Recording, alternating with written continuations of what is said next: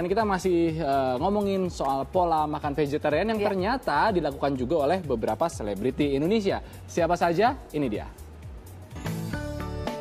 Demi menjaga kesehatan, pola hidup sehat memang harus dilakukan semua orang, termasuk para selebriti.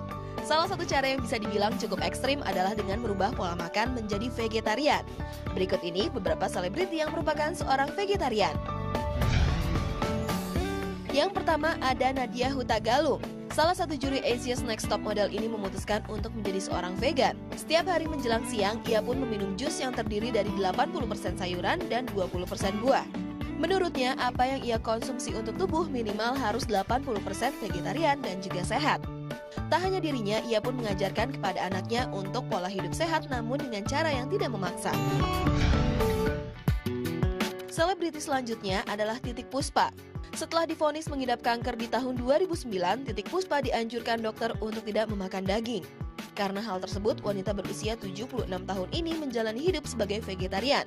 Ia pun tergolong sebagai pesko vegetarian karena berusaha untuk tidak memakan daging.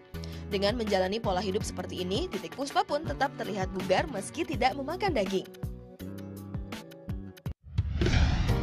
Sophia Muller juga adalah seorang pesko vegetarian sejak tahun 2008. Ia merasa fisiknya lebih sehat setelah tidak mengkonsumsi daging. Ia pun beranggapan pencernaan manusia tidak didesain untuk makan daging dan butuh seminggu untuk mencerna daging. Pola hidup sehatnya ini pun ia ajarkan kepada anak-anaknya. Berikutnya yang menjadi vegetarian adalah Dewi Lestari. Penulis novel Supernova dan Madre ini menjadi vegetarian sejak tahun 2006. Dewi menjadi lakto-ovo vegetarian yang hanya memakan produk nabati seperti susu, telur, dan tidak mengkonsumsi daging. Sebagai seorang ibu, ia pun berhasil mengajarkan pola hidup sehat ini juga kepada anaknya. Ia pun mengaku bahwa menjadi vegetarian adalah panggilan hidup. Nah, menarik ya, para selebriti tersebut menerapkan pola hidup vegetarian dengan makan lebih banyak sayuran dibandingkan produk-produk nabati, apalagi daging gitu.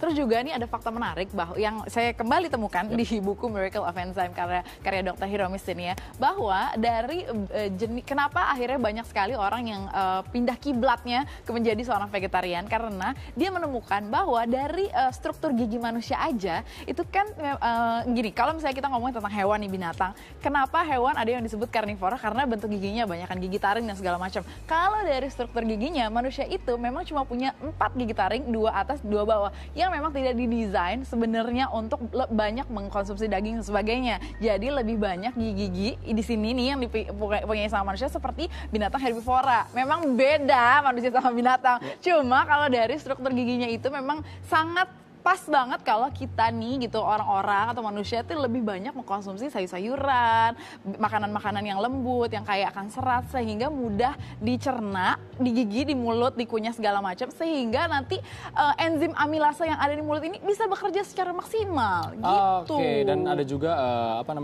fakta menarik tentang orang yang vegetarian, bahwa ini bisa menghindarkan resiko penyakit jantung, dan terutama untuk perempuan yang sudah memasuki masa menopause, ini bisa menghindarkan dari kanker payudara. Itu yang paling penting. Karena gini, perempuan yang melakukan vegetarian dengan yang melakukan diet normal itu beda. Bisa terhindar dari penyakit. Dan kalian beruntung kalau yang sudah menjadi seorang vegetarian, bahwa ini akan bisa sangat terhindar dari penyakit dua ini. Ini kan sangat berbahaya. Betul. Dan nanti kita juga bakal bahas lebih lanjut lagi ya mengenai sayur-sayuran apa yang terbaik, cara masaknya seperti apa supaya nggak salah nih.